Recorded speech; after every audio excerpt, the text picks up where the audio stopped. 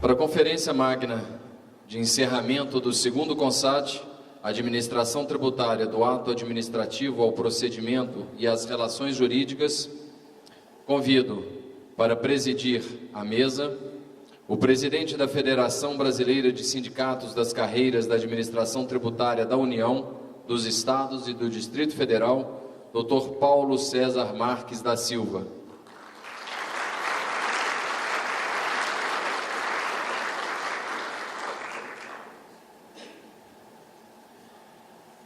E como palestrante, convido o advogado e parecerista, mestre e doutor em Direito pela Universidade Federal de Minas Gerais, professor adjunto da Faculdade de Direito da UFMG e professor adjunto de Direito da Pontifícia Universidade Católica de Minas Gerais, Dr. Luciano Ferraz.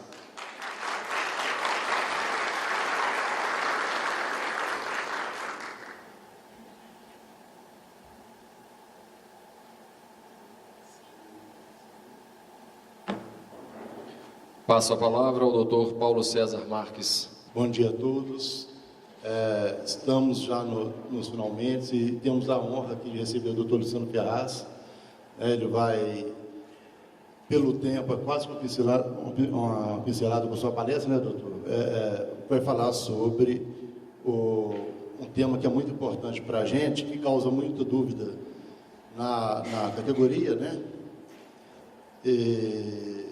Que é o ato administrativo ao procedimento e as relações jurídicas.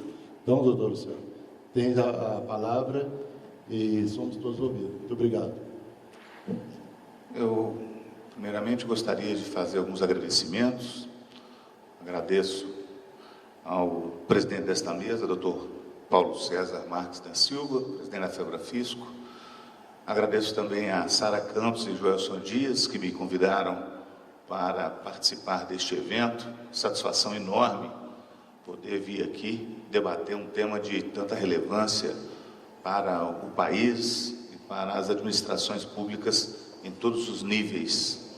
E gostaria também de agradecer o Sinfaz pela oportunidade de, pela primeira vez, participar dos seus eventos, especificamente do segundo CONSAT.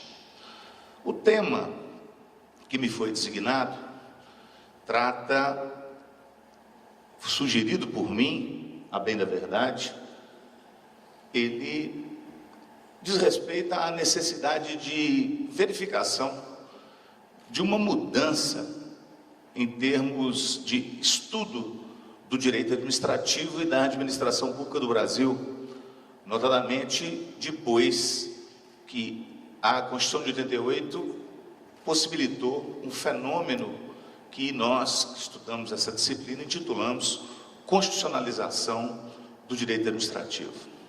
Eu vou ter que fazer um recorte um pouco histórico, primeiramente, para depois situar essa temática e, ao final, eu então elegi alguns pontos especificamente relacionados com a administração tributária, em que tentarei demonstrar esse rito de passagem no estudo da nossa disciplina do ato administrativo isoladamente considerado para o procedimento administrativo enquanto locus de diálogo de diversos interessados no provimento final da administração, que é o ato administrativo, e as relações jurídicas que esta passagem suporta. Portanto, essa vai ser a linha de conduta da minha exposição. Muito bem. O direito administrativo ele é um direito recente, relativamente recente, porque ele se torna uma disciplina mesmo pujante, com princípios nos quais ele se articula, sobretudo a partir do final do século XIX, diferentemente de outros ramos do direito que já têm uma repercussão muito anterior, como, por exemplo, o direito civil, que data desde o tempo do direito romano. O direito administrativo, embora tenha sido, no seu nascedouro, fundado numa ideia de que seria necessário estabelecer limites ao exercício do poder estatal para garantir liberdades individuais e direitos individuais dos cidadãos, dos ditos administrados, com o passar do tempo, o direito administrativo se transformou num direito da administração contra o cidadão. Por que isso? Porque caracterizado sobremaneira por uma figura central, que é a figura do ato administrativo. Porque o ato administrativo, ele é a manifestação unilateral de vontade do Estado que impõe coercitivamente o desígnio entabulado no seu conteúdo e que obriga o particular, independentemente de sua concordância, e mais do que isso, independentemente da possibilidade de este indivíduo dialogar com o próprio Estado para a formação final do provimento, que é ele mesmo, o ato administrativo. Então, essa figura do ato administrativo era emblemática, porque ela mostra uma faceta autoritária do exercício dos poderes públicos, porque a administração age de ofício, age unilateralmente, impondo deveres, obrigações públicas aos destinatários do ato, sem que lhes seja dada a oportunidade de participar desse diálogo intenso do exercício do poder administrativo. Esta visão, embora seja típica do Estado liberal, e aqui faço coro à palestra anterior do professor Antônio Gomes, que nisso tocou, embora fosse típica dessa faceta do Estado liberal, ela continua a repulsar e a demonstrar toda a sua pujança, mesmo depois que as relações jurídico-administrativas passam a sofrer o influxo da Constituição de 1988, das constituições modernas, que tem um caráter democrático e tem um caráter de diálogo entre a sociedade e o próprio poder público. Daí a ideia, por exemplo, de Constituição Cidadã, tocada por Ulisses Guimarães à época de sua promulgação, justamente porque ela, de alguma maneira, possibilitava a participação dos indivíduos nas relações de poder, e os mecanismos se encontram pautados na nossa Constituição. De modo que hoje nós temos a necessidade de verificar que as relações jurídico-administrativas não mais podem ser visualizadas à moda do que acontecia no Estado liberal, à moda do que acontecia na administração unilateral e à moda do que acontecia com o exercício do poder mediante a edição pura e simples de ato administrativo unilateral e obrigatório. É necessário, então, repensarmos essa temática à luz do processo de constitucionalização do direito. E esse processo de constitucionalização do direito transforma a administração pública de um ambiente opaco, que não conversa, que não dialoga, para um ambiente de concerto, um ambiente de concertação, um ambiente de exercício dialógico do poder do Estado. Dialógico no sentido de estabelecer diálogos com quem? Com os destinatários do ato que a administração praticará. E, de fato, se pensarmos bem, os atos administrativos, posso dizer a vocês que a quase totalidade deles não vem à tona por uma simples manifestação do agente competente e imediato. Tudo que acontece na administração, como regra, passa por um caráter procedimental, por uma ideia de sucessão de atos que levam a posteriori ao ato final, que a gente denomina provimento. Por que isso? Pensemos, por exemplo, numa contratação pública. O processo de licitação é uma sucessão de atos administrativos que desencadeiam a adjudicação depois do objeto. O concurso público, uma sucessão de atos administrativos que chega depois ao provimento, que é a admissão do indivíduo no âmbito do serviço público. De modo que a administração que se faz presente ou que se faz concreta imediatamente é exceção em se tratando de estudo da temática do direito administrativo. É exceção por quê? Porque, tirante, por exemplo, o silvo do guarda de trânsito,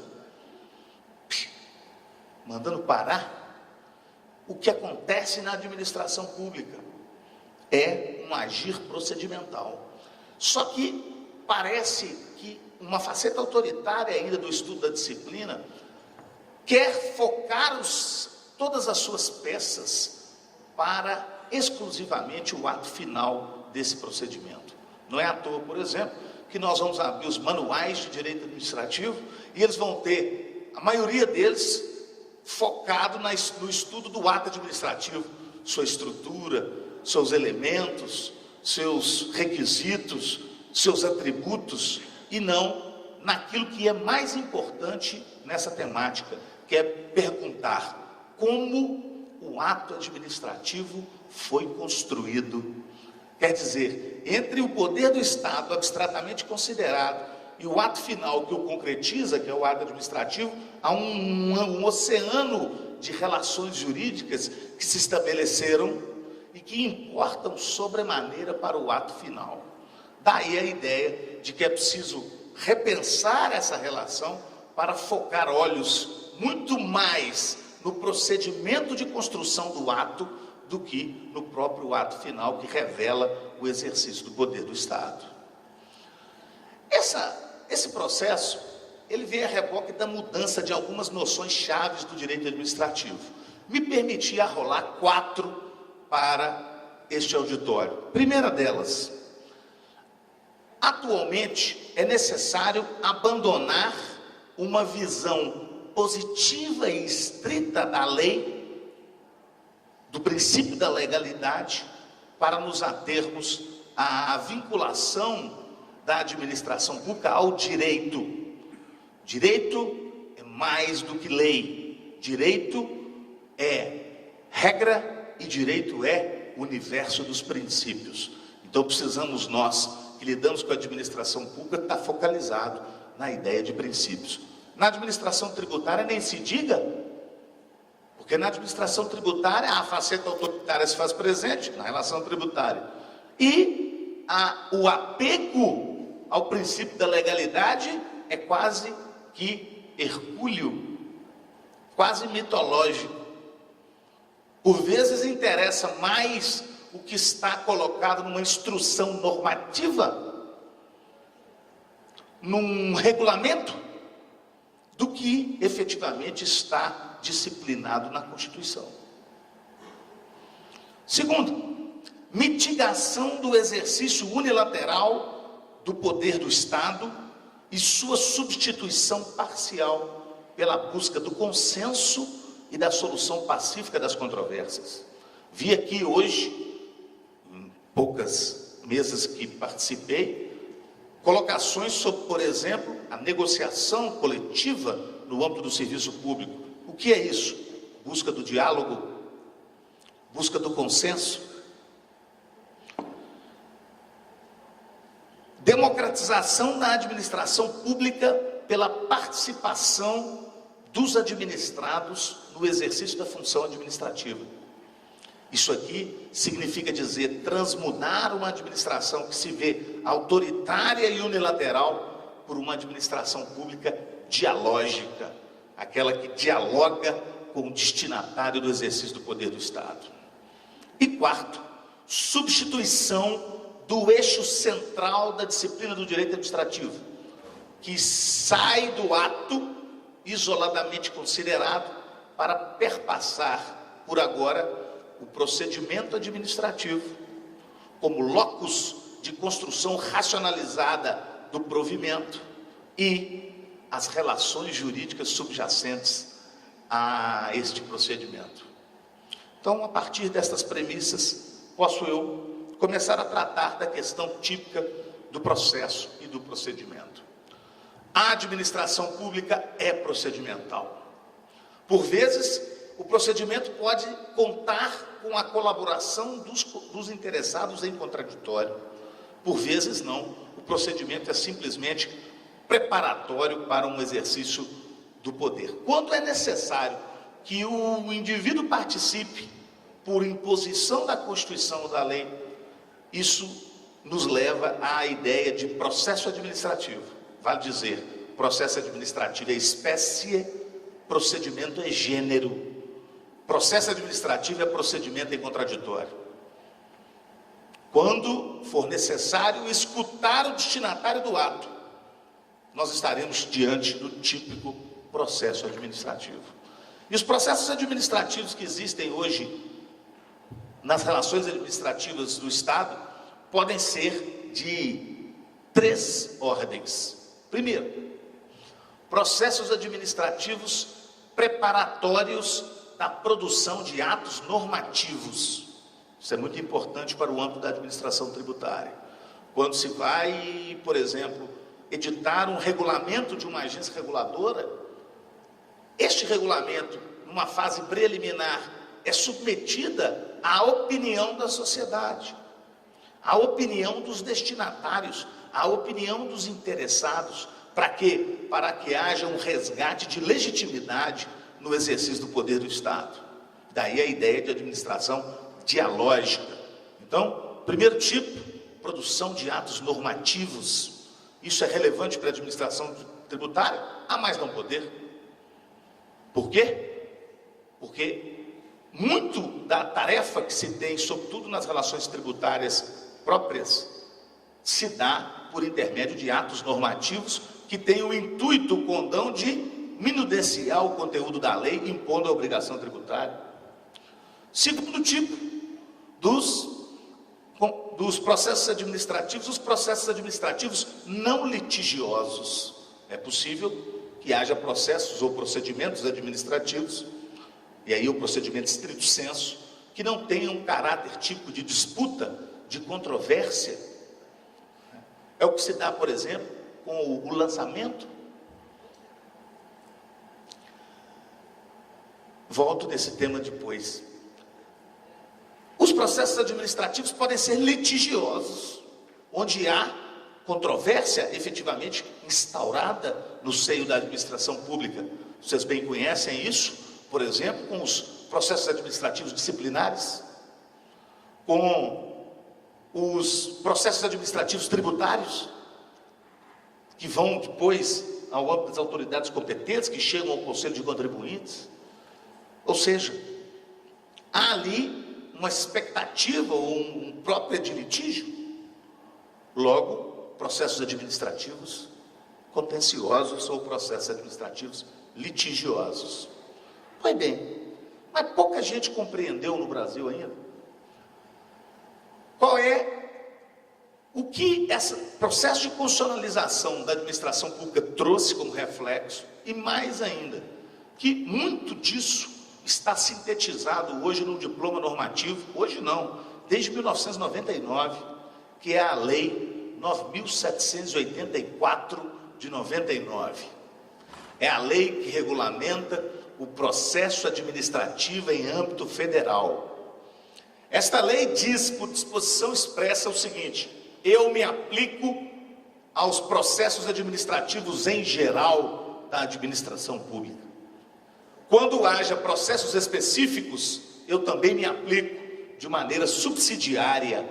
Vale dizer, no âmbito tributário, onde há regulamentações específicas, seguir-se-á a regulamentação específica secundada pela Lei 9784 de 99. E isso tem reflexos importantes para essas relações.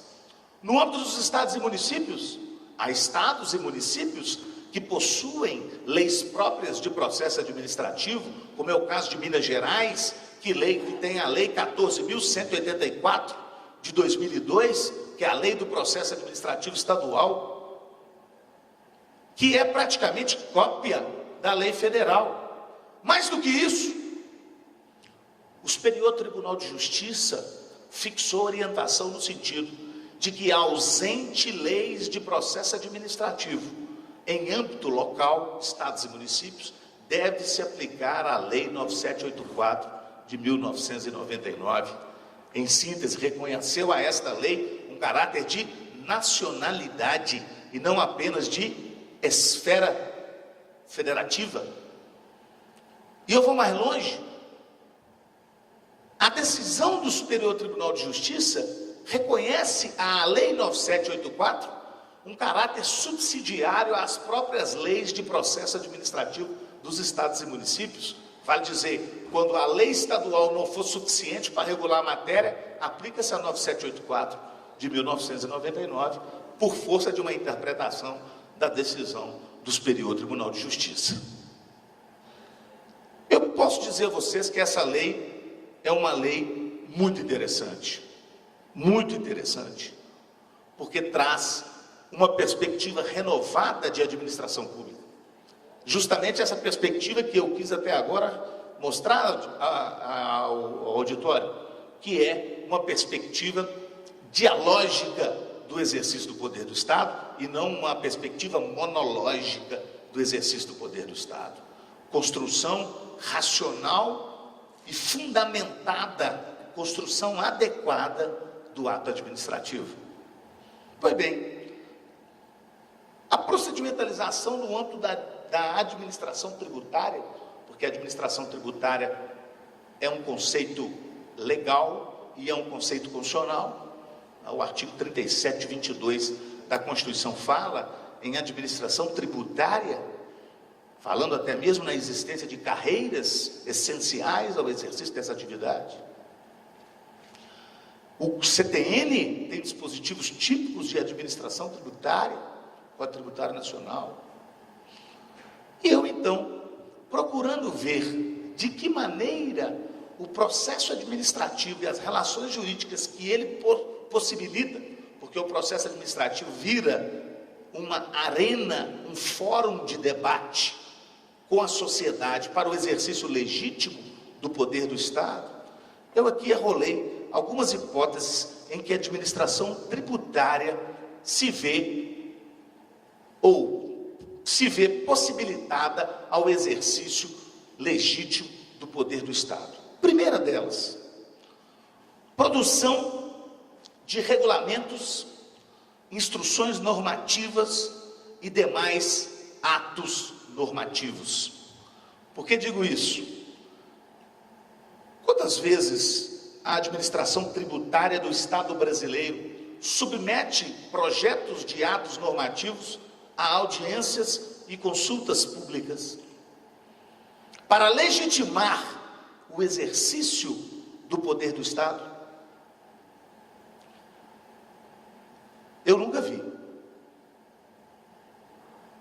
É possível submetê-lo a isso, a consultas públicas na internet, abrindo-se um prazo de 30 dias, 60 dias, para receber contribuições dos setores interessados, contribuições do próprio cidadão, para que haja o exercício legítimo do poder do Estado?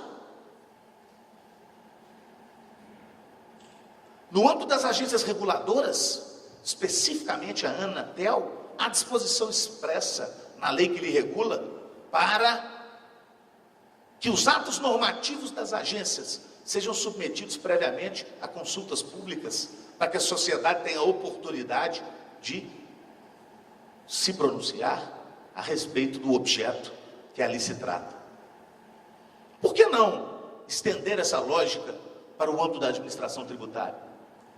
Por que não receber impugnações prévias sobre o conteúdo dos atos normativos, mitigando posteriormente o conflito?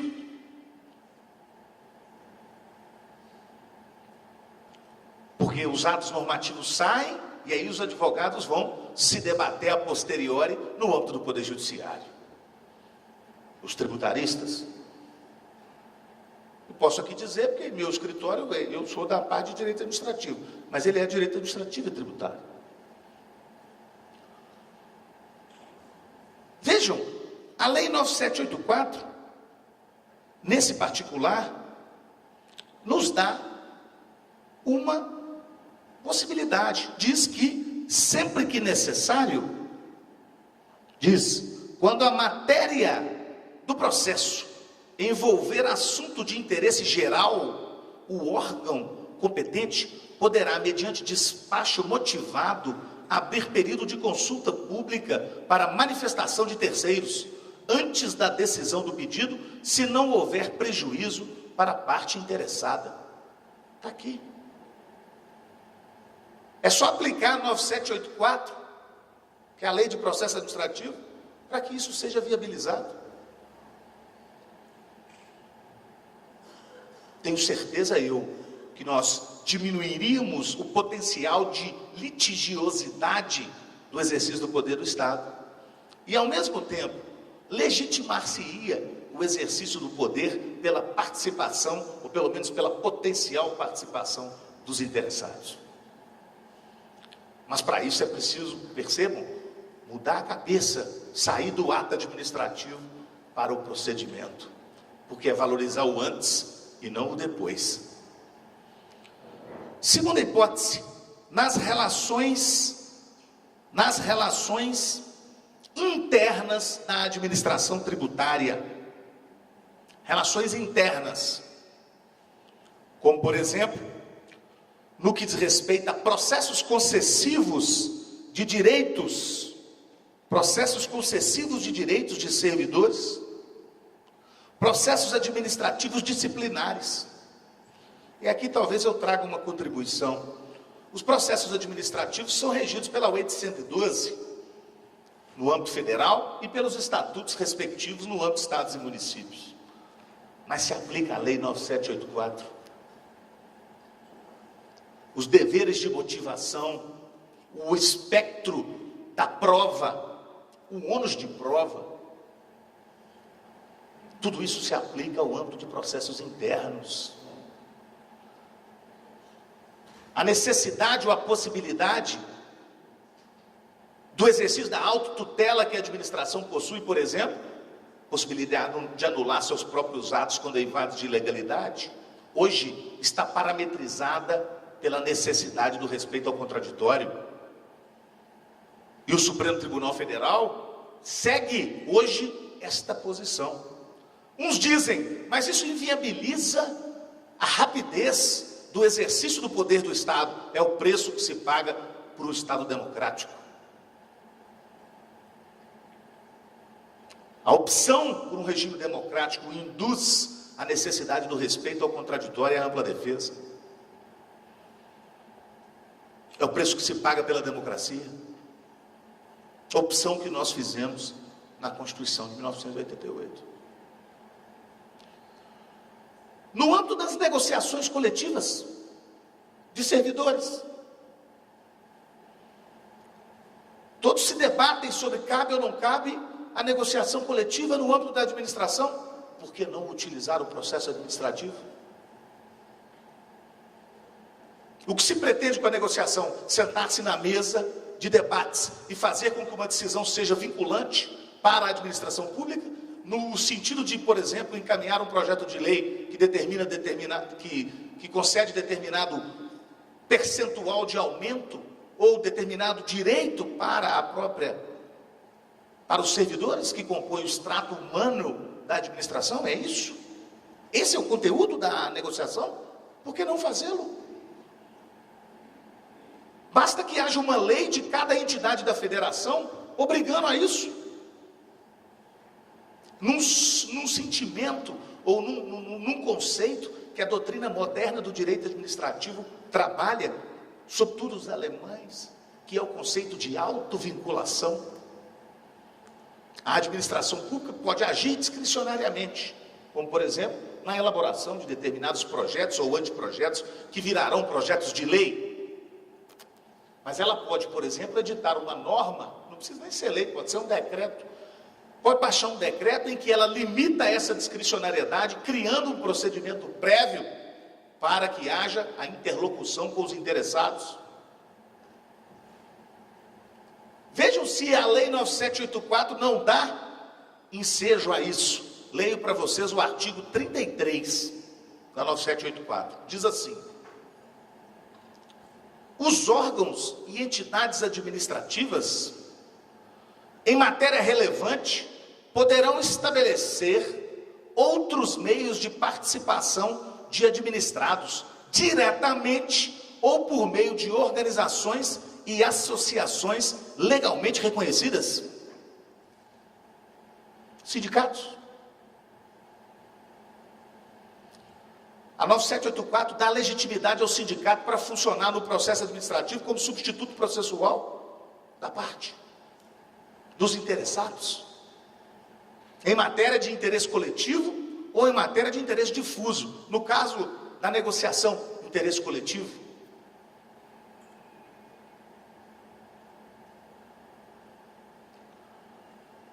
No âmbito das relações tributárias, estrito senso,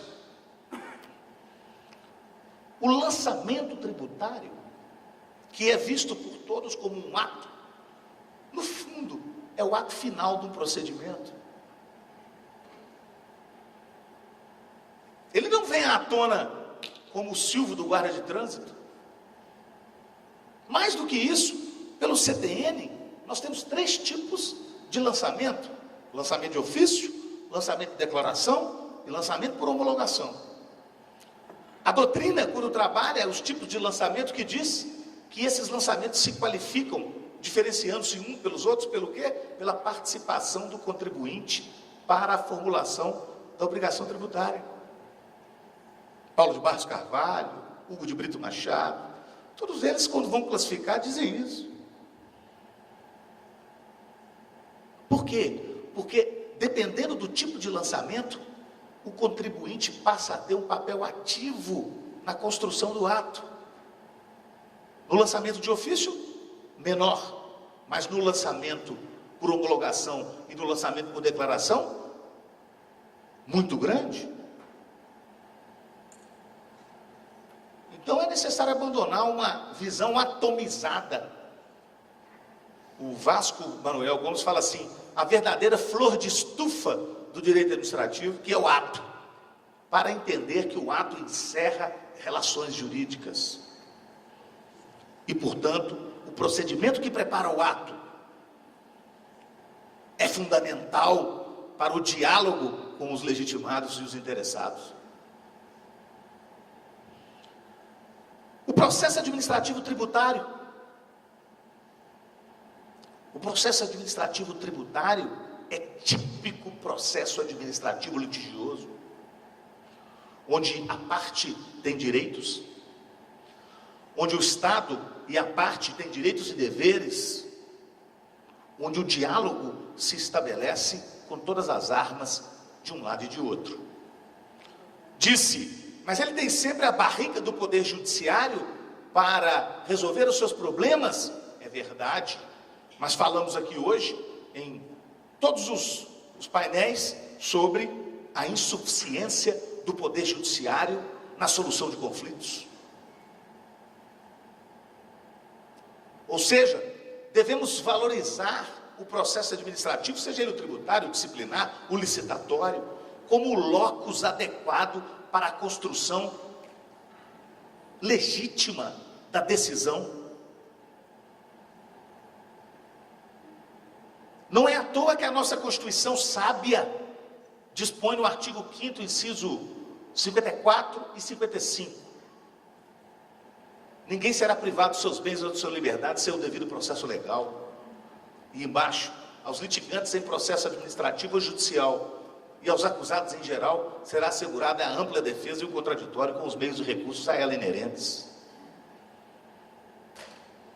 Para possibilitar o diálogo e possibilitar que a administração, no momento da decisão, decida adequadamente. Por exemplo, em matéria de juízo de constitucionalidade de norma, será que a autoridade competente para decidir um processo administrativo tem que ficar adstrito ao conteúdo dos regulamentos? Os regulamentos dizem isso, tributários, dizem que na decisão tributária a autoridade competente ou o conselho de contribuintes, quem for, não pode fazer juízo de constitucionalidade de lei. Diz isso. Quero saber se isso é constitucional. Porque o regulamento pode dizer o que ele quiser. É só a autoridade competente, que é o chefe do executivo, colocar lá o dispositivo. Resta saber se isso é legal. Vejam, não estou aqui, obviamente, dizendo que o fiscal, o técnico, que vai fazer uma autuação local, vai fazer juízo de constitucionalidade de lei. Não é isso. Mas os órgãos de decisão, esses podem fazê-lo, devem fazê-lo. Para quê? Para diminuir o estresse, para diminuir a litigiosidade, usar o processo administrativo como locus para a construção adequada do provimento, que é a decisão final, o ato administrativo. Mas tudo isso passa por uma mudança. Uma mudança que, na minha visão, é uma mudança de cultura. Não adianta nós trabalharmos na administração como servidores e querermos a cultura cidadã naquilo que interessa à relação interna, que é a relação do servidor com a administração, e não levarmos essa mesma perspectiva para a relação externa, que é a relação entre a administração e o contribuinte. Recebo aqui a placa de 5 minutos. Muito obrigado, viu? É até bom que eu vou encurtar minha fala. Portanto, nós, digo aqui nós, vocês mais do que eu também sou servidor público, mas nós que temos essa relação e sentimos na pele, na relação interna, a faceta autoritária do poder, por que não, na lida com o público externo, não deixamos transparecer esse nosso sentimento para o exercício democrático do poder? Será que há diferença numa e noutra situação? Porque numa mexe comigo e na outra não é problema meu? Portanto, nós que somos o extrato humano da administração pública, temos que mudar a nossa própria consciência. A nossa própria consciência da importância da democratização do exercício do poder, da importância de estabelecimento do diálogo com os destinatários do exercício do poder em qualquer esfera. E aí avançarmos de uma administração que, ao invés de se focar exclusivamente na faceta autoritária do ato administrativo, deixa ver que o procedimento é o locus adequado para que as relações jurídicas se estabeleçam e que possa haver o exercício democrático do poder. Muito obrigado.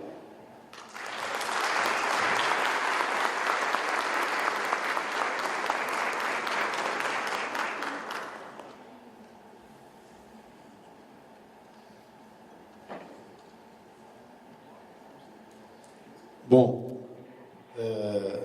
doutor Luciano Ferraz, essa é uma matéria que nos envolve, né? Não só como cidadãos, mas principalmente como servidores públicos. Nós deveríamos dominar mais essa área, porque os nossos parâmetros estão aí no direito administrativo, né? E por isso é uma palestra muito importante para todos nós, porque nem sempre nós sabemos o embasamento, o porquê estamos fazendo aquele ato, aquele determinado ato, e até onde nós podemos ir. Isso é muito... E é uma área que nós temos que ter total segurança, até para não ser questionado depois, administrativo ou judicialmente, né? Nós temos a agradecer, não sei se vai ter alguma pergunta para o doutor Luciano, né? Quem não for fazer agora, pode fazer através de colocar o nome, a pergunta e o e-mail. Com certeza o doutor Luciano deve responder isso aí por e-mail. Muito obrigado a sua presença, doutor. E vamos passar agora ao nosso cerimonial. Quebrando o protocolo, as perguntas...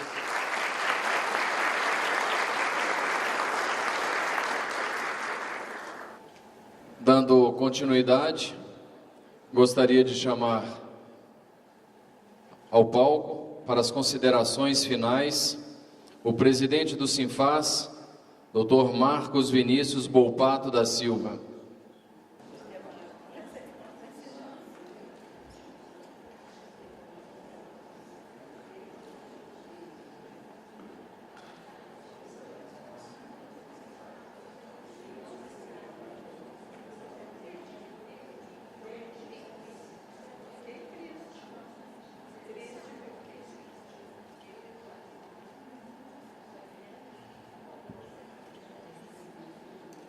Bom dia a todos, com muita alegria, contentamento mesmo, que a gente está chegando ao final aí desse nosso segundo CONSAT. Agradecer de coração a todos os participantes, congressistas, aqui de Minas Gerais, da administração tributária, gestores, auditores, mas agradecer também aos nossos colegas da administração tributária de outros estados, do Rio Grande do Sul, do Amazonas, de Rondônia, Alagoas, enfim, de todos os nossos parceiros e irmãos da FEBRAFISCO. Agradecer ao presidente da FEBRAFISCO pelo apoio, pela parceria, ao Paulo César Marques, meu amigo, meu irmão. Agradecer à CSPB, que muito contribuiu, junto com nós, realizou esse segundo CONSAT. Também agradecer por demais a Associação Mineira de Municípios, nossa parceria, também realizando junto com a gente o segundo CONSAT e sendo um dos fundadores, ao lado do IBD, do Instituto Brasileiro de Desenvolvimento, da Casa do Município Brasileiro na Europa e nos PALOPs.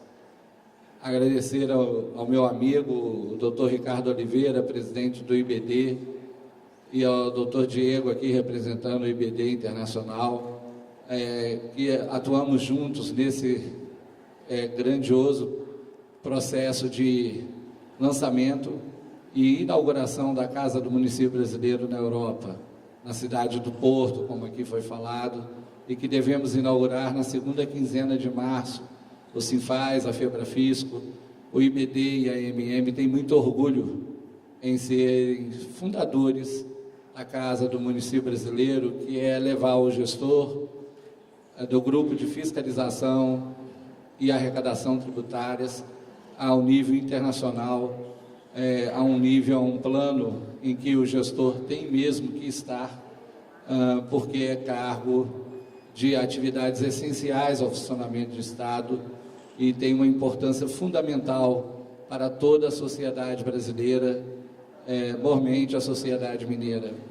Agradecer aos colegas dos sindicatos aqui de Minas Gerais, Eduardo Maia, do Sindicato de Servidores do Ministério Público, e todos os outros que aqui participaram em nome dele. Eu agradeço a todos os outros. E agradecer a todos que contribuíram à comissão científica, o Dr. Joelson, a doutora Sara, a doutora Luísa, a comissão executiva, a vice-presidente, a Brígida, que, nossa, um trabalho imenso, ao Raimundo, presidente da Seminas, que muito colaborou, enfim, ao pessoal, os funcionários do Sinfaz, que trabalharam exaustivamente e com muita competência, né? A todos eles, os jornalistas, o Departamento de Comunicação, o Departamento Jurídico, o Departamento de Administração do Sinfaz, agradecer de coração e agradecer a cada um de vocês que deixaram, às vezes, a família, muitos puderam trazer, foi muito legal isso, foi um diferencial, a gente pôde, muitos de nós pudemos trazer os nossos familiares, esposas, maridos, filhos, e esse foi um diferencial do Congresso que visava, além dos esclarecimentos importantes, dos temas tão atuais e tão importantes para todos nós, como o PEC 186, como o municipalismo, como as questões sindicais, também tinha esse condão de integrar, de confraternizar e de trazer um festejo, uma comemoração de final de ano. Nós que vivenciamos aí no nosso dia a dia a luta fratricida, vivenciamos um clima organizacional deletério, que vivenciamos a desvalorização e o não reconhecimento por parte da administração dos nossos esforços, da nossa qualidade, da nossa dedicação e compromisso com o interesse público. É muito bom que a gente possa se reunir, se integrar, readquirir forças para esse ano que se aproxima e que será decisivo, sem dúvida nenhuma, para todos nós da administração tributária. E quem sabe esse ano de 2014, desde que a gente está lutando, mais precisamente desde 2009, que a gente está lutando por uma nova administração tributária pacificada, profissionalizada, A gente está com muita esperança de tudo que a gente galgou, de todos os patamares conquistados pela luta, de que o ano que vem seja o da redenção desse cargo de 117 anos, que é o coletor, exator, gestor do grupo de fiscalização e arrecadação tributárias. Então, agradeço a cada um de vocês que fez esse esforço numa data difícil, de fim de ano, de muita formatura, casamento, aniversários, né? O Natal aí, festejos de fim de ano, e é muita alegria de ver que num domingo, quase de madrugada, né? Depois do pessoal aproveitar bastante aí o hotel, né? Estarmos todos aqui estudando, crescendo, adquirindo conhecimentos e evoluindo, melhorando para fazer jus, e fazemos mesmo jus, a uma administração tributária, uma nova administração tributária de paz. Sem dúvida,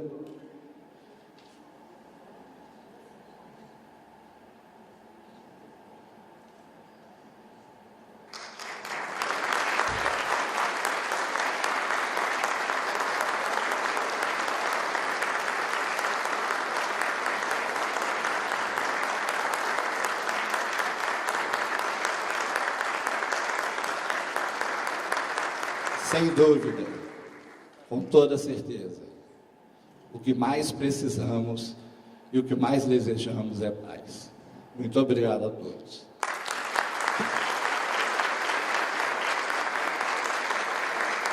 Convido para compor o palco a vice-presidente do Sinfaz, doutora Brígida Colares.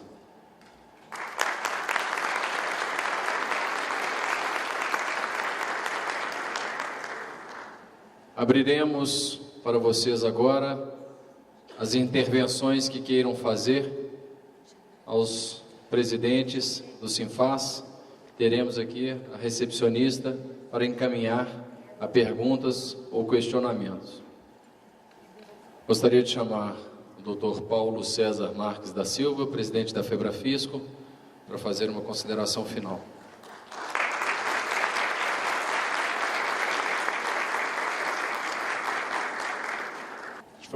Na mão fica mais fácil. Novamente, bom dia. Realmente foi com muita alegria que eu participei desse evento, com certeza todos os senhores, né? Nós tivemos aqui na abertura, dia 13, a presença do Dr. Hugo Brito Machado II. Foi uma palestra excepcional. Quem chegou depois realmente perdeu, mas, se não me engano, o Sinfaz deve disponibilizar isso depois em DVD, né? Todos terão a oportunidade de conhecer, e quem já conhece, de relembrar. Falamos aqui sobre o fortalecimento dos municípios, capacitação, qualificação dos servidores, benefícios fiscais, assédio moral e desvio de função de terceirização, práticas sindicais, direitos de greve. E a PEC 186. Eu deixei ela por último, porque nesses dias, nesses 3 dias de convívio, as pessoas pediram que viesse falar, né? Fazer um relato como aconteceu. Quando nós entramos no jogo da PEC 186, né, que vai criar uma nova administração tributária no país, ela tinha acabado de passar pela CCJ, a Comissão de Constituição e Justiça, e estava sendo aguardada a criação da comissão especial. Nessa comissão especial, quando ela foi criada, ela já foi totalmente arquitetada pela Febrafit e pela Fenafisco. Já estavam as cartas, já estavam marcadas. E todos os sindicatos associados à Febrafisco tiveram uma participação primordial e indispensável. Não só correndo os deputados federais lá em Brasília, mas os deputados de seu estado, né, fazendo uma visita pessoal a eles e falando da importância, né, de que fosse revisto aquele texto original apresentado pelo deputado Décio Lima, e que a nossa intenção era puramente que não houvesse exclusão, né, o mote era esse, que não houvesse exclusão de carreira na nova administração tributária. E o presidente do CIFAM, o CIFAM é o Sindicato do Amazonas, né, através do Rui Barbosa, não sei nem se está presente aqui hoje, ele, junto com seus pares lá do Amazonas, conseguiu uma reunião com o senador, né, o Alfredo Nascimento, PR do Amazonas. E nós levamos o nosso pleito ao senador Alfredo Nascimento. Então, ele falou o seguinte: essa casa ela não admite que haja exclusões. Eu vou chamar um deputado da minha estrita confiança, ele ainda usou a expressão, ele é um tanque de guerra, né? Que é o Bernardo Santana Vasconcelos, aqui do PR de Minas Gerais, ao qual, inclusive, está sendo indicado como líder do PR na Câmara dos Deputados, com a saída do Antônio Garotinho, que é o atual líder, que está indo para candidato a governo do Rio. Então, o Bernardo Vasconcelos vai ser o líder lá, a partir agora de 2014, na Câmara dos Deputados. E, então, o deputado Bernardo chegou lá, nós explicamos para ele, traçamos estratégias de como agir, né? E ele falou assim, pode deixar comigo, porque as coisas elas vão sair no final como nós estamos precisando. E nisso, o Hugo René, que é lá de Frutal, ele já não está aqui mais nesse momento, ele teve que viajar, ele entrou também em cena, né, quando trouxe para cá um outro guerreiro, que é o deputado Wellington Prado. Todos vocês conhecem o Wellington Prado, também é deputado mineiro pelo PT, né, que engajou nessa luta, e ele fez o diferencial. Estava no evento lá no Rio Grande do Sul, a gente tinha deixado com ele um texto da alteração que nos atendia, né, uma emenda à PEC 86. Só que tinha que para alterá-la, a gente conseguiu mais de 200 assinaturas. E como ele já falou que foi mais de 300 deputados, ele disse assim, Paulo, eu consegui as assinaturas necessárias, eu estou até com a assadura, o tanto que eu andei nesse Congresso. Para quem não conhece o Congresso, o negócio lá é muito grande, né? É muito espaço para andar, são muitos andares, e os deputados não param em seus gabinetes. Então, ele pessoalmente, ele não mandou assessor, ele pessoalmente ele foi de gabinete em gabinete, pegando a assinatura. Foi também um diferencial para a gente. O trabalho que o Wellington Prado fez para nós, para a nossa categoria em todo o país, ela é impagável. Foi, assim, realmente muito bonito o trabalho que ele fez, né? Isso ele vai refletir tanto no âmbito federal, estadual e municipal, né? E então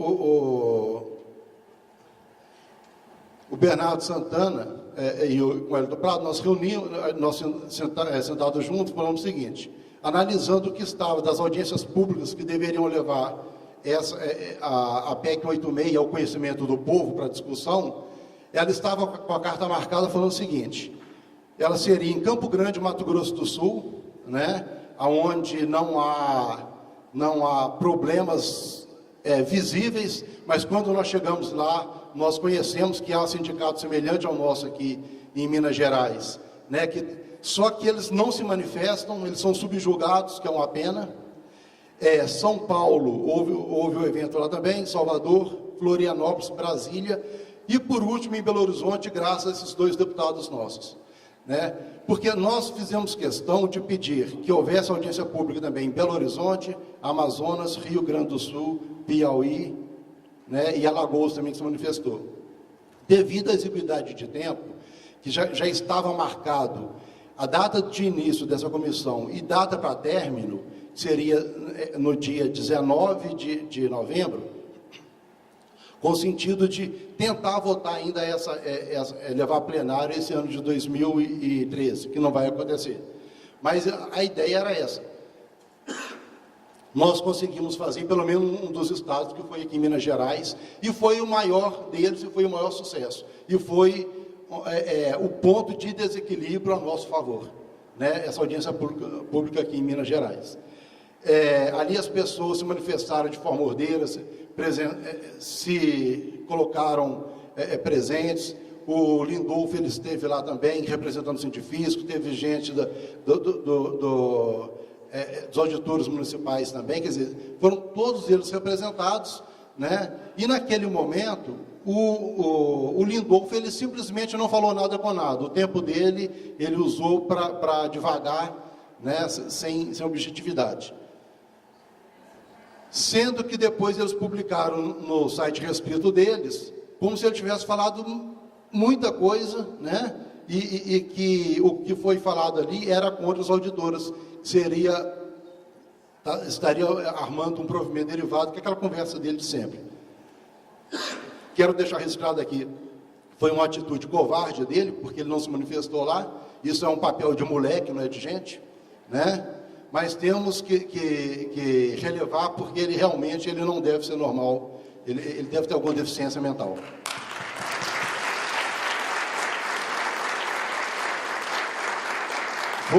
Foi sentida também, que foi uma grande pena, foi objeto de relato lá no momento, a ausência do governo de Minas. Né? Não foi lá CEPLAG, não foi Fazenda, e nós estamos discutindo uma alteração na estrutura da administração tributária, que é a área vital para as secretarias de todo o país. Né? Então, foi um ato também irresponsável, né, desse governo, que depois, na hora que chegar o momento de discutir lá no Congresso, aqui no Estado, aí ele vai querer entrar como ator, e é um direito dele, ele deve entrar, mas só que o erro dele foi não ter discutido aqui em Minas Gerais, onde ocorreu a audiência pública. E o pior do que isso, ainda ameaçando em cortar o ponto dos senhores. Isso também foi objeto de repúdio,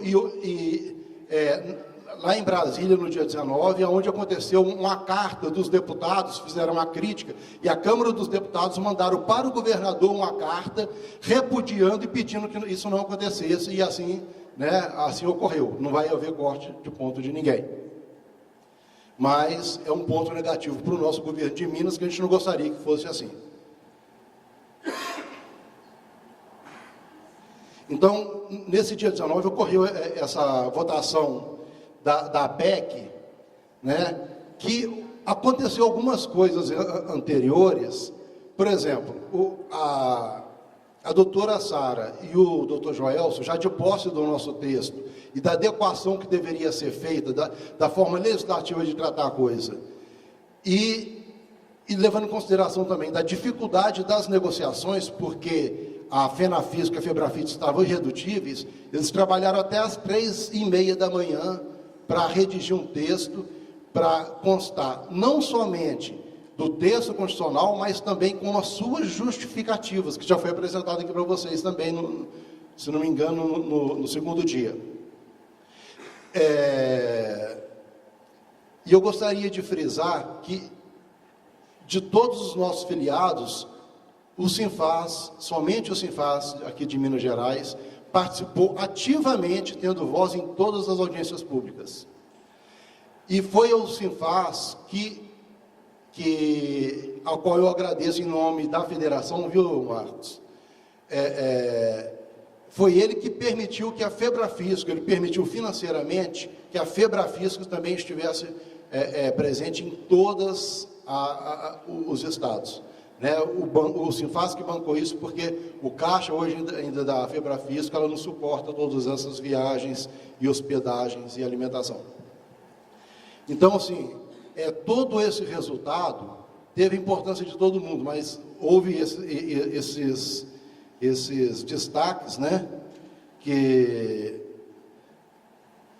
é o Rui Barbosa pelo CIFAM, o Marcos Volpato pelo Sinfaz, o Hugo Renê, diretor da FEBRAFISCO, doutora Sara, doutor Joelson, deputado Wellington Prado e Bernardo Santana, a qual eu gostaria de dar uma salva de palmas para vocês, que eles foram decisivos.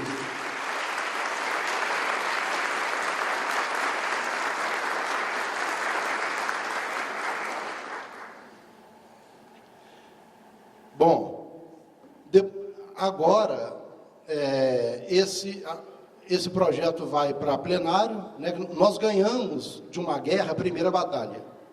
Ele vai para plenário, isso já foi falado aqui, depois deve ir para o Senado, e se tiver alteração, volta no plenário, vai para o Senado, são votações por maioria absoluta. Nós tem que ter para aprovar 308 votos dizendo sim, é uma maioria qualificada. Não é apenas ter 308 deputados dos 513, Marcos? Dos 513. São 308 dizendo sim. Então, é uma matéria muito difícil.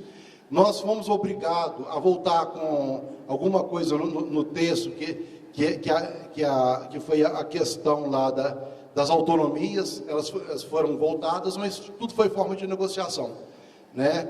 Mas, depois dessa briga tudo passando, né, nós também temos interesse que passe, e isso, é claro, que sempre com os ajustes necessários para que mantenha o direito de todos nós, né, que não haja exclusão, que não haja prejuízo futuro. Então, a FEBRAFISCO, juntamente com a FENAFISCO, com a FEBRAFIT, com a FENAFIM, que é dos municípios, e outras federações, vão lutar pela aprovação dessa PEC. É claro que a gente sabe que lá no final, dificilmente ela vai ser aprovada como ela foi proposta, mas a nossa parte vai ser feita. Nós precisamos que vocês continuem nos apoiando, continuem participando, continuem acompanhando, questionando, cobrando, sugerindo, porque isso é muito importante para o processo em todo, também como motivação.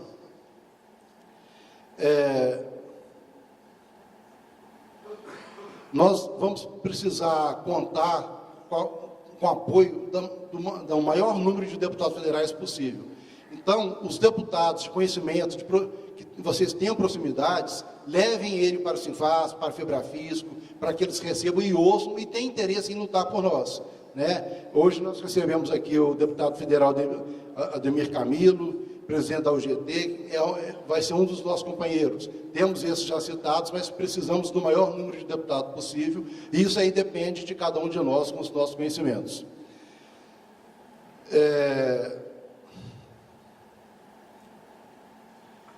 Eu gostaria agora de parabenizar vocês, porque hoje é um domingo, né? Vocês estão aqui demonstrando comprometimento e apoio às nossas causas. As nossas como servidores, né? Individualmente. Isso é muito importante, porque se vocês pararem para pensar, quando essa administração começou, lá em 2009, né? Com o Bispo, comigo, hoje aqui com o Marcos e a Brígida, né?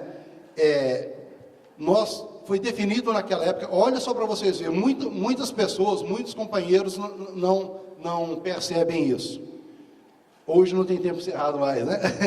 Mas já estou concluindo. Nós tínhamos um salário inicial de R$ 1.700, vocês lembram disso, em 2009. Em 2014, vai ser aproximadamente de 8.700. E isso não lutando por salário, lutando por atribuições. Aí, demonstra que vocês acertaram quando definiram que a luta deveria ser por atribuição, né? É a atribuição que vai valorizar o resultado final. Se lutar só por salário e esquecer as atribuições, certamente a gente não estaria com esse salário inicial aí em 2014.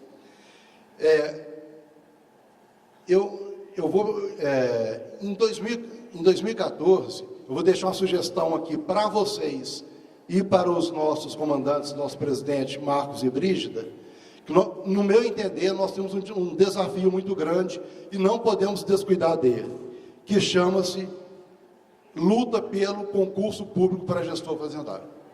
Não podemos esquecer disso, não podemos deixar fazer concurso só para auditor. A gente sabe que está sobrando auditor, precisa recompor os quadros de gestor. Não podemos, em hipótese nenhuma, deixar isso passar desapercebido. Então, fica como conselho, como sugestão para 2014. E para encerrar minha palestra, eu gostaria de chamar a minha esposa, a minha amada, né, para fazer uma leitura de uma fábula para as nossas reflexões. Muito obrigado a todos. Eliana, faça favor.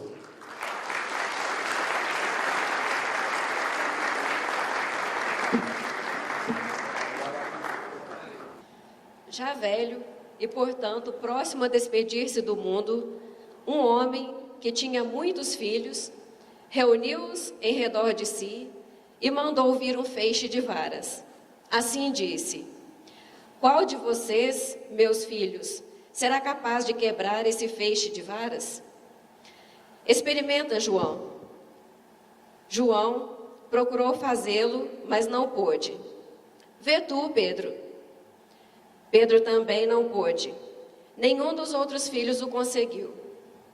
Ora, eu já velho e alquebrado, vou fazer o que vocês, moços e valentes, não fizeram, disse o pai. E desatando o feixe, tomou uma por uma todas as varas e as foi quebrando. Então prosseguiu: aproveitai, meus filhos, esta lição. Enquanto estiverdes unidos, resistireis facilmente a todas as agressões e violências. Os vossos inimigos, porém, hão de procurar desunir-vos. Por isso, aproveitar-se-ão das vossas paixões. E se o conseguirem, um por um, ficareis todos perdidos. Moralidade: da união nasce a força. Todos o sabem. Não há verdade mais trivial que essa. Entretanto, todos parecem ignorá-la.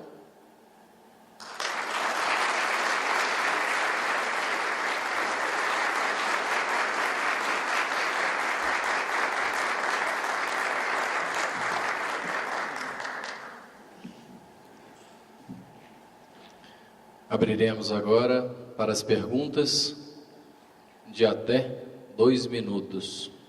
Quem se habilita? Ou até mesmo manifestações. O nome e a empresa, por favor.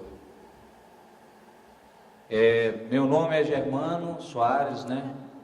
Represento o estado de Rondônia, sou do Ceará, mas atualmente moro em Rondônia, sou técnico tributário.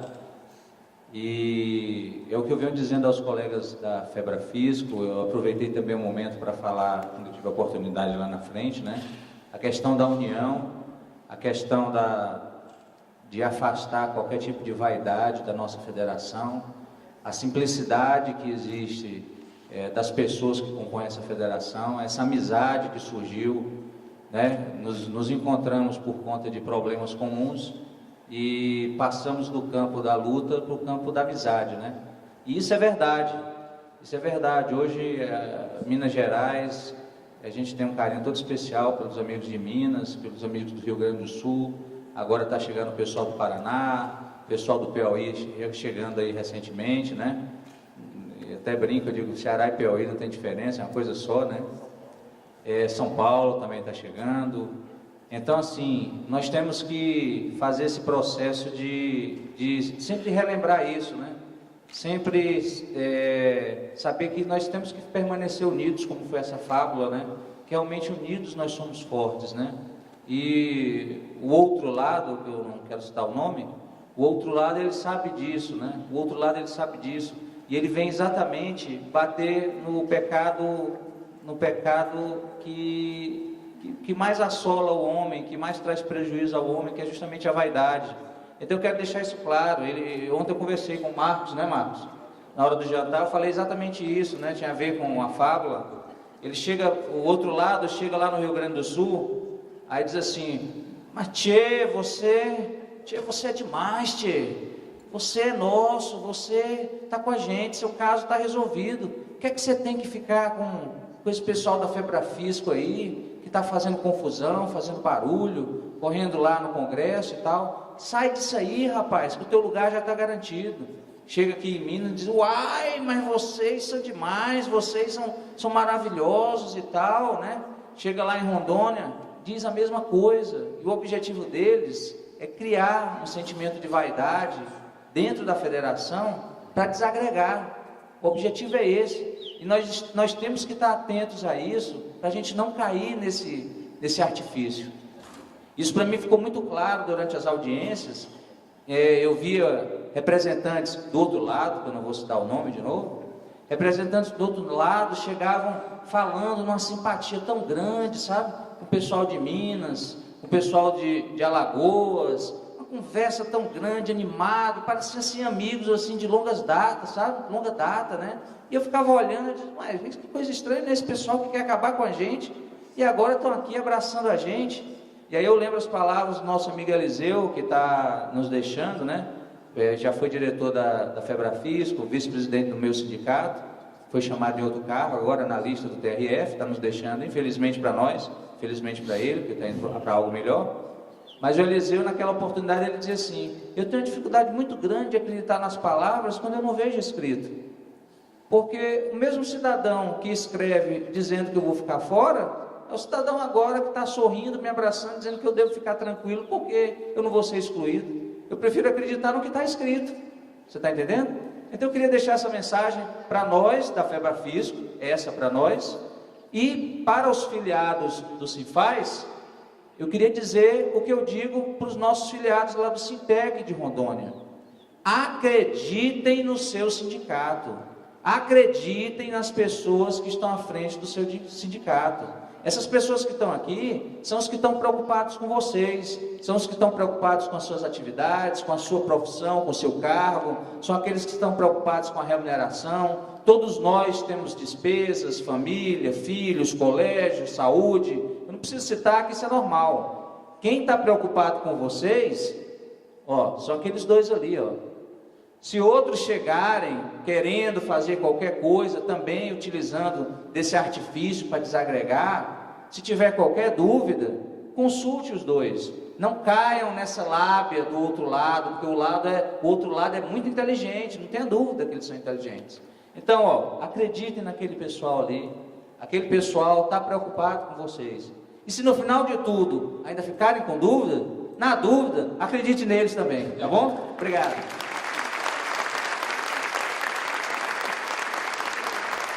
Mas Marcos e Brígida, eu queria mais uma vez me manifestar.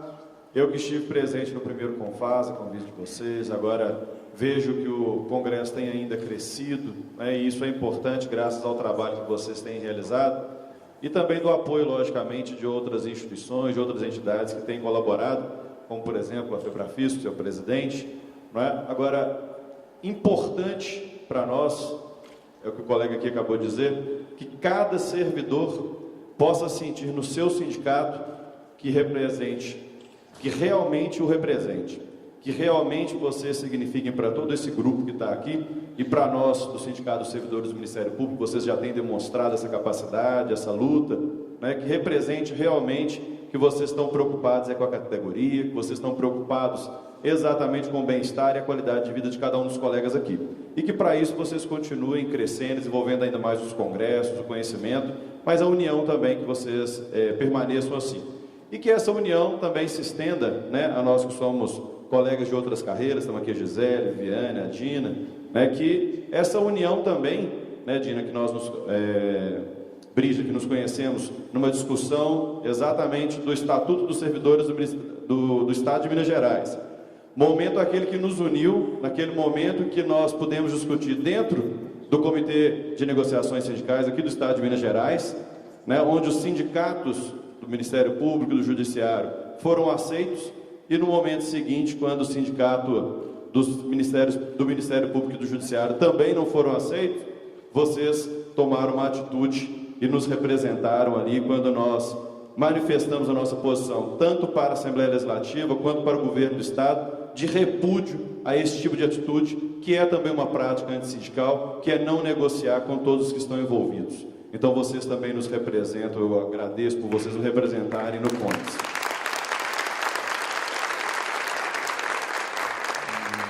E da parte dos servidores do Ministério Público de Minas, eu coloco novamente à disposição, Marcos, para a gente caminhar pelas trilhas de Brasília, que você já conhece bem mais do que eu. Quero contribuir, sim, com a PEC 186, da forma que for possível para nós, e também contamos, logicamente, com o apoio que o Paulo já manifestou, para a PEC 230, que nós temos ainda a defender naquele lugar. E a união que nós temos a fazer, ela tem que ser sólida, e a gente está à disposição para isso. Obrigado, gente.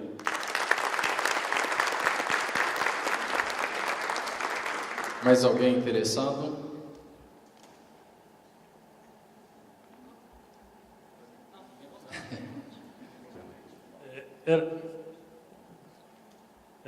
Então, eu pensei um minuto aqui, e esse congresso, ele é de grande valia para os gestores, que já tiveram tantos nomes, e como eu vejo uma colega, em vez de Teófilo Antônio estar ao lado de Marcos, eu penso que ela também vem crescendo aqui em Belo Horizonte. E a Secretaria da Fazenda, ela vem esvaziando, né? Ela vem criando certas dificuldades para todos os funcionários, de auditores a gestores, técnicos. Ela vem procurando uma maneira de que as pessoas ficam mais sem atividade, porque ela quer, na eletrônica, resolver os problemas do Estado de Minas Gerais. Aí eu gostaria de deixar o recado para os gestores, que tinham uma pessoa que tinha muitas posses, muito dinheiro, e ele sempre assim, nos fins de semana, ele saía com barco para passear com seus filhos e pescar. E num certo dia ele deixou o barco com alguém para fazer um reparo na pintura e precisou fazer uma viagem urgente. E na viagem ele lembrou que combinou só a pintura. Ele não combinou outra parte. Mas imaginou que no final de semana ele estava presente, certamente chegaria a tempo. E ao chegar, ele não encontrou o barco. O barco já estava no mar. E aí correu para comunicar com outros setores que precisava avisar a polícia, o corpo bombeiro, que o barco tinha um furo. E certamente poderia perder seus filhos ou perder outros parentes. E aí, nesse intervalo, ele correu para conversar com o pintor. E conversando com o pintor, ele foi informado: eu fiz um reparo também que estava lá, e eu nem cobrei, que era pouca coisa. Ele voltou em casa, já encontrou a família e pegou uma quantidade grande de dinheiro para trazer, para dar um presente para o pintor.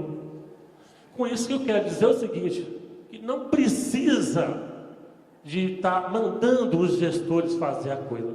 Faça a sua parte nas repartições para que vocês tenham um valor. A maior virtude hoje é você fazer não só aquilo que precisa, mas aquilo que você está vendo que está errado.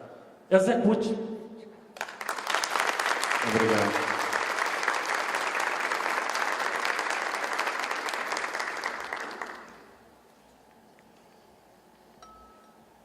Bom dia a todos.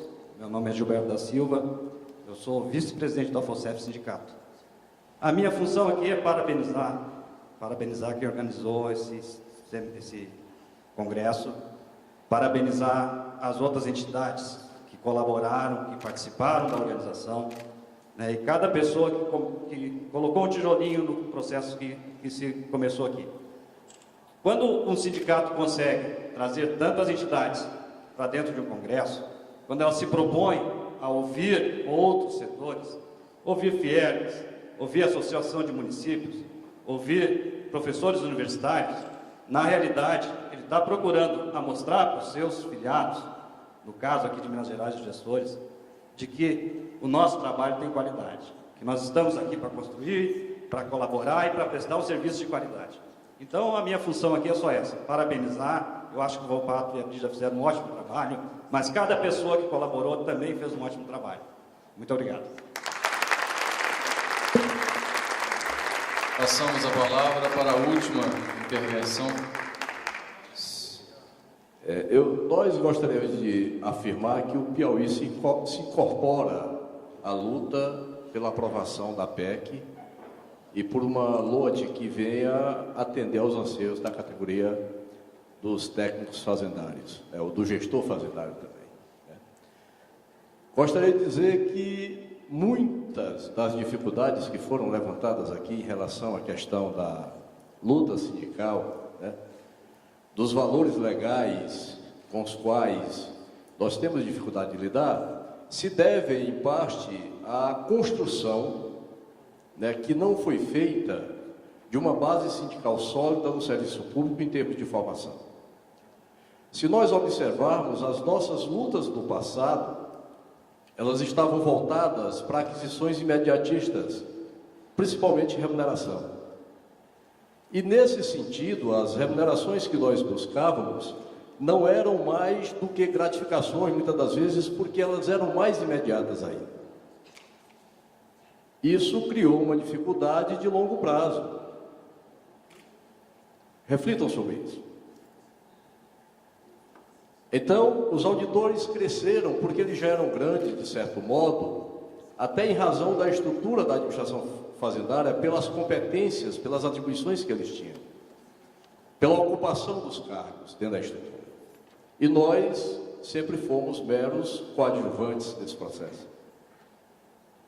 Então, eu acho que esse evento, de nível nacional, ele nos dá a oportunidade de refletirmos sobre a nossa própria condição, sobre quem eu sou realmente e que profissional eu quero ser, como eu quero avançar em direção ao futuro em termos de carreira, como eu devo me posicionar enquanto responsável pelo meu futuro profissional.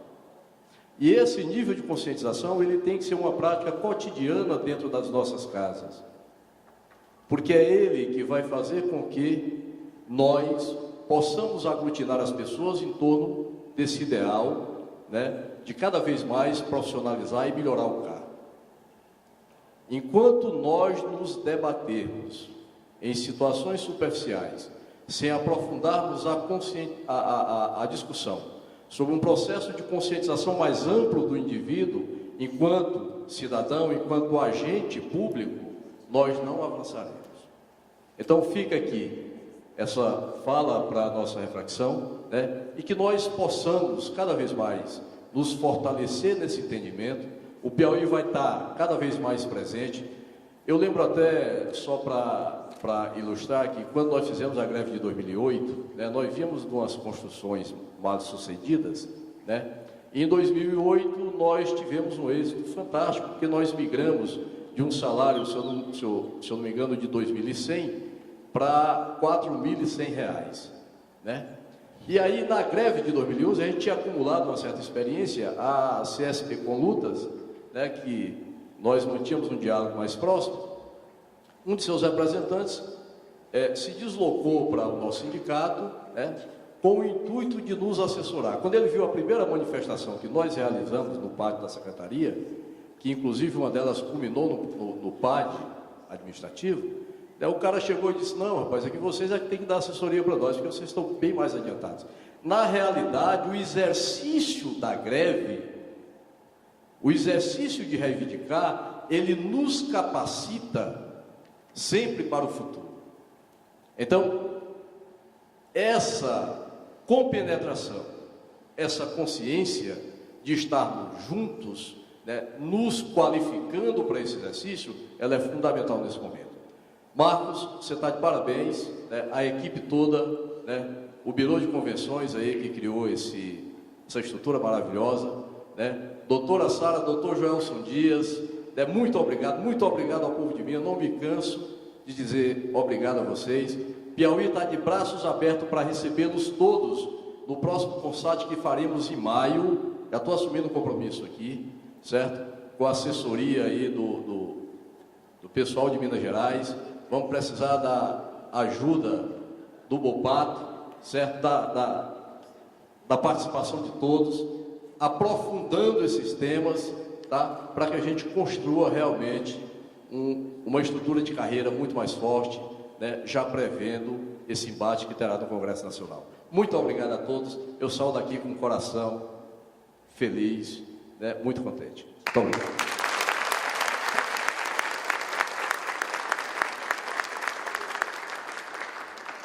Passaremos a palavra para a última pessoa para poder acontecer a leitura da Carta de Minas. Por favor. Bom dia. Bom dia. Sou o professor Araújo, mestre em anatomia patológica da Universidade Federal do Amazonas, Universidade do Estado e da Medicina Tropical. Não pertenço e ao mesmo tempo pertenço à área tributária. O que me deixou aqui empolgado e emocionado foi a beleza, a grandiosidade do evento de vocês. Tenho participado de diversos congressos de anatomia patológica no estado de São Paulo, em diversos estados. Estou chegando recentemente de Florianópolis. Mas a organização, a perfeição do congresso de vocês me deixou profundamente emocionado. E eu quero aproveitar aqui, sempre agradecer ao Dr. Marcos Bompato pela ajuda, pela tenacidade e garra que o Bompato e o Dr. Joetis e a doutora Sara têm dado aos técnicos da Receita do Estado do Amazonas. Ele tem participado do sofrimento e da angústia desse corpo de funcionário do Estado do Amazonas.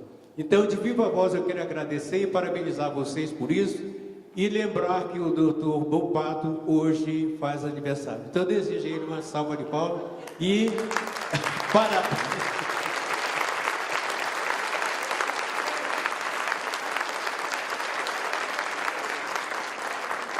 Agradecer com toda a força, com todo carinho, a exatidão, a presteza e a ajuda que tem dado aos técnicos tributários do Estado da Amazonas. Então, doutor Bompato, doutor Joelson, doutora Sara, meu muito obrigado. Parabéns.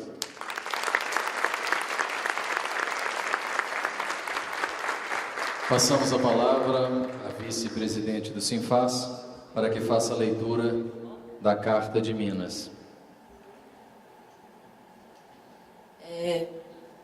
Antes de fazer a leitura da carta para fazer o encerramento, eu não poderia deixar de manifestar o meu sentimento em relação a esse ano de 2013, quer dizer, que está se encerrando, e um congresso, eu acho que foi um ponto, foi o ápice do nosso trabalho no sindicato, e nós todos estamos muito gratificados com todo o trabalho, todo esse evento, a magnitude dele, o tamanho, todo o trabalho que nós tivemos para poder trazer aqui para vocês, para a gente sair daqui melhores, as pessoas melhores, com mais conhecimento.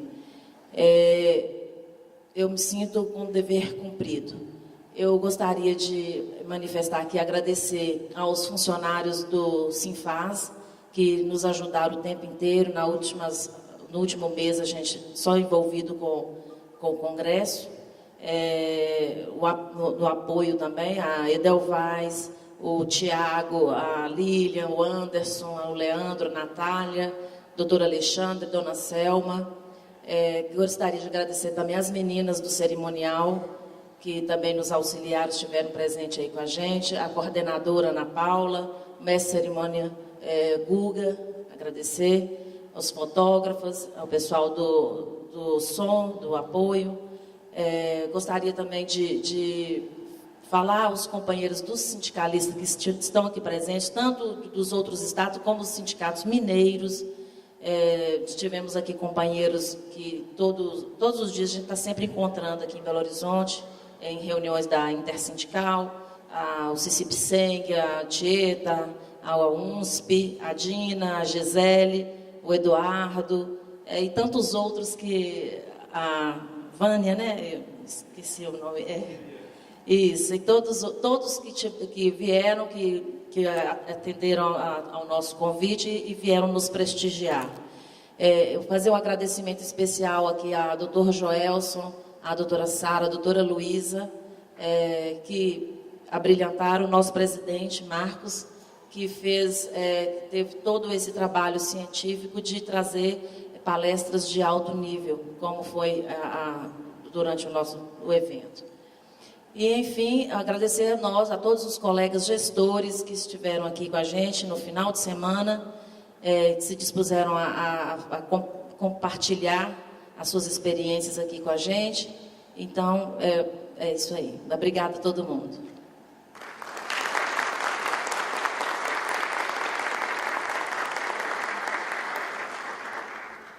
Sindicato das Carreiras da Administração Tributária de Minas Gerais, o Sinfaz. Segundo o Congresso dos Servidores da Administração Tributária de Minas Gerais, o CONSAT. Carta de Minas Gerais. Nos dias 13, 14 e 15 de dezembro de 2013, os servidores da Administração Tributária de Minas Gerais estiveram reunidos no 2º Congresso dos Servidores da Administração Tributária de Minas Gerais, CONSAT, realizado no Hotel Resort Tauá, em Caetés, Minas Gerais, com intensa participação de servidores do Fisco de Minas Gerais e de diversos outros estados da Federação, entre os quais destacamos Fisco de Rondônia, do Piauí, do Paraná, de Alagoas, do Amazonas e do Rio Grande do Sul. Com efeito, diversos painéis, com os mais variados temas, foram debatidos e discutidos à exaustão, tais como o painel do VAF,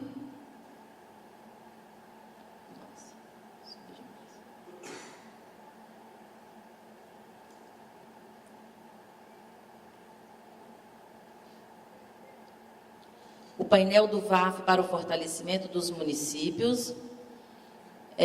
Segundo, formação, capacitação e qualificação dos servidores.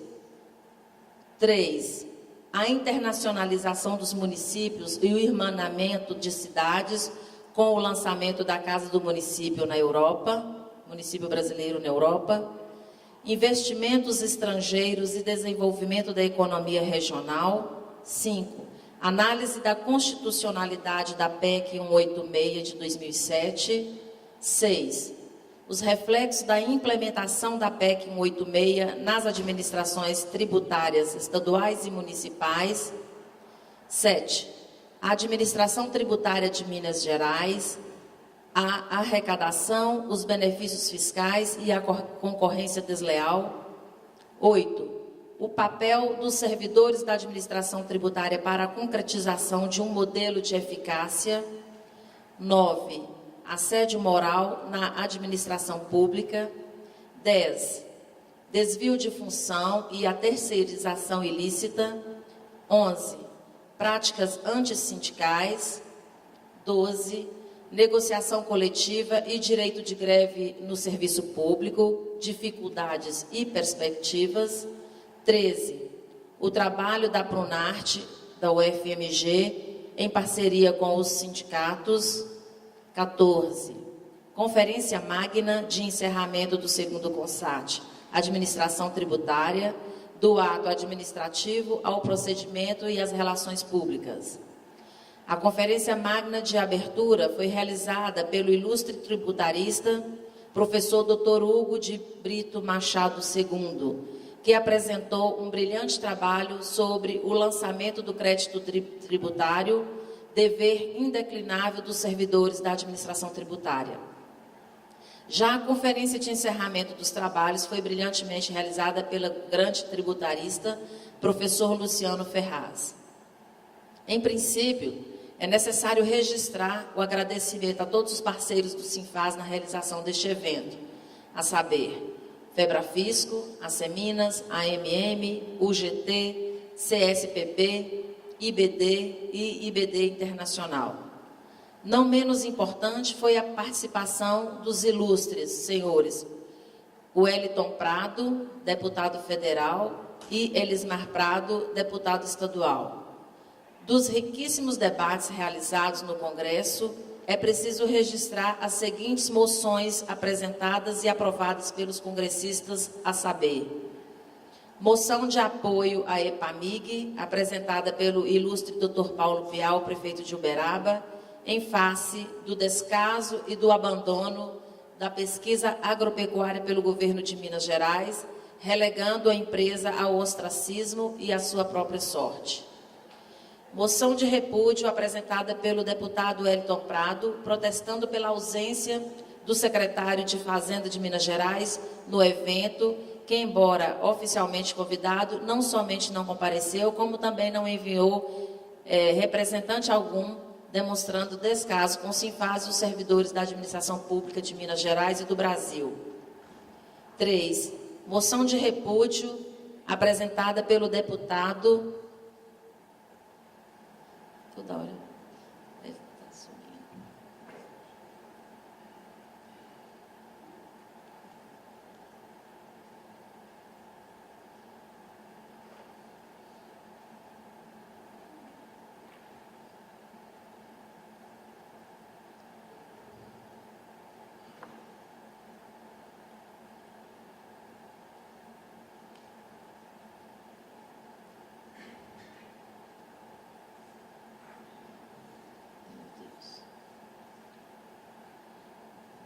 Moção de repúdio apresentada pelo deputado Elismar Prado contra o ato do governo de extinguir o FUNPENG, Fundo de Previdência dos Servidores Públicos de Minas Gerais, que dava segurança às aposentadorias de seus servidores e utilizar seus recursos em outros fundos deficitários administrados pelo governo.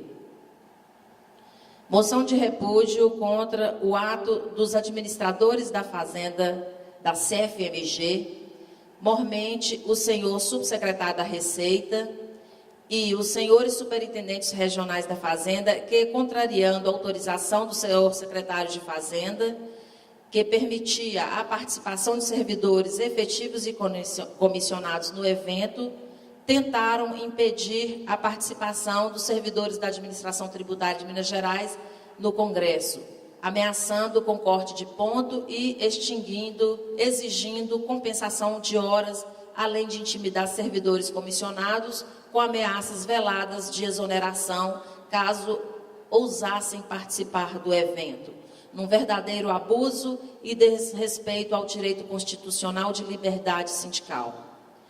Moção de repúdio à desvalorização das demais e diversas atividades da administração tributárias essenciais ao funcionamento do Estado, em contraposição à atividade administrativa do lançamento do crédito tributário e à supervalorização desta atividade em relação às demais, subutilizando grande parte de servidores do fisco, autoridades administrativas competentes para fiscalizar, tributar e arrecadar tributos.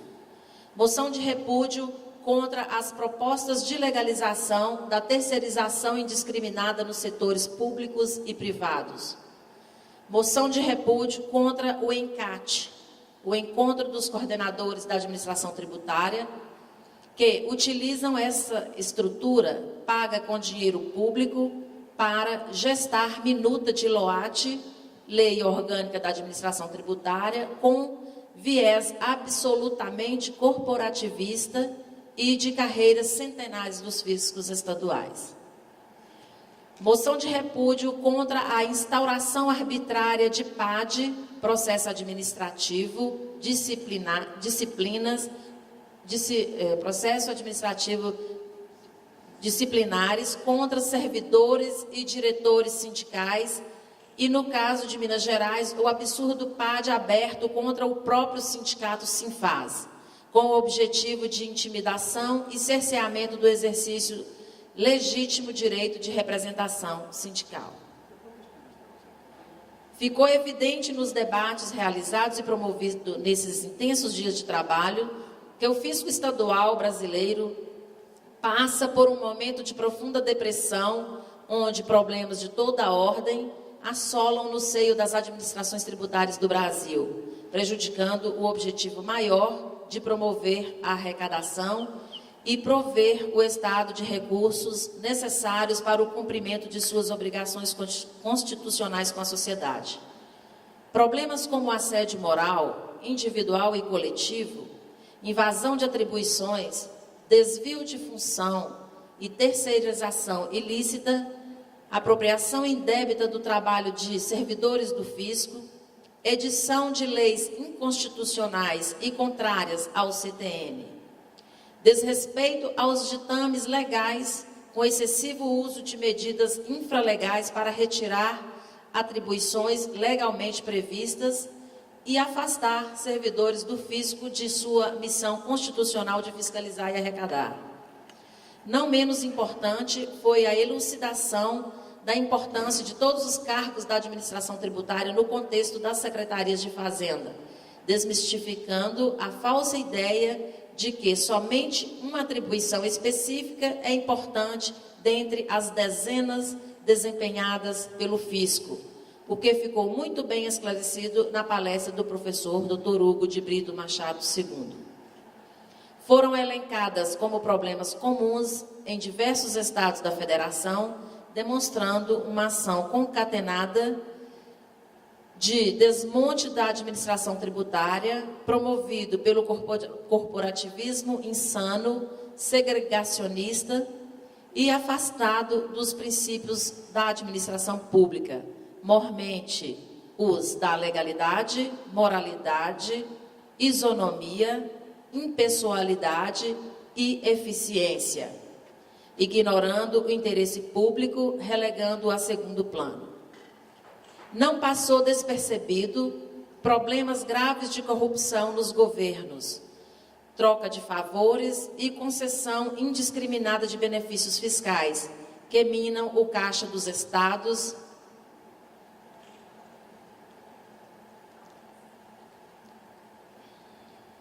que minam o caixa dos estados em favor de empreendimentos obscuros e que não trazem benefícios à população, relegando interesses primários da coletividade a segundo plano, prevalecendo interesses secundários dos administradores em detrimento do interesse público, fato que afasta investimentos internacionais nos estados.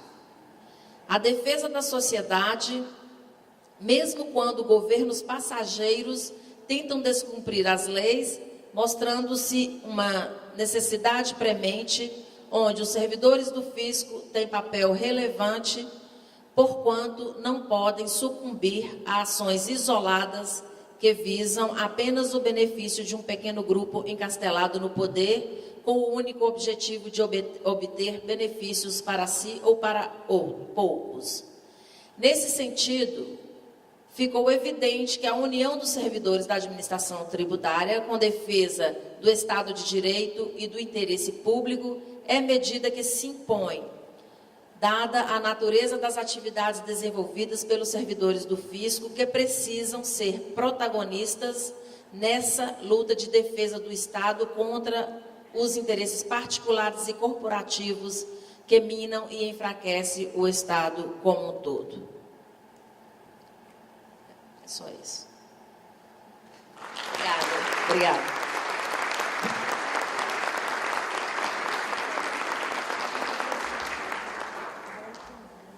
E para finalizar os nossos trabalhos, peço a gentileza que todos fiquem de pé para que possamos juntos cantar um parabéns para o presidente do Sinfaz pelo seu dia de hoje. Vamos lá? Parabéns.